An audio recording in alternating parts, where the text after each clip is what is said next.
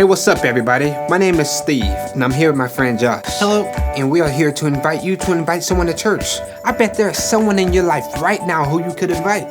I'm thinking about my neighbor Chris. How about you, Josh? Oh no, I'm not doing that again, Steve. No thank you. Wait, what? You're not inviting someone? No, last time I invited someone to church, I had just a terrible experience. I mean, it was awful. Seriously? You had a bad experience? Last time I invited somebody to church, they pulled a knife on me. So, not doing that again. What? That was a foam sword at a pirate-themed birthday party.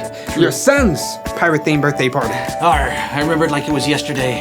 I asked the guy, and then he pulled up his little eye patch, and he gave me that look of, why are you asking me this, and where are the plates for the cake? And I don't even know if he heard me ask him. It was horrible. I'm not doing it again. You just gotta try again, man. No, thank you. Look, come on. There has to be someone you can invite.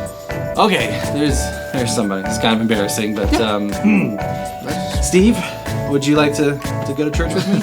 I'm already gonna be there, so I don't think that's really the point. Great. To all this. Failed just like with the pirate guy. Stab me again, Steve. Look, there has to be someone. Okay, there is somebody, but this is like plan C, okay? So just go with me on it. Yeah. This is my kitty cat, Pebbles. Hey! I don't think inviting pets to a church is a great idea. Oh, no. Pebbles needs God. Trust me. It's like he doesn't even care that we have a kitty litter box. No. No. All right. Back to the drawing board, Pebbles. We want to encourage you to be thinking about someone you can invite to church. Maybe you can invite them this weekend. We'll be cheering for you. So is Pebbles. You can do it. Oh, it's going. Oh, boy.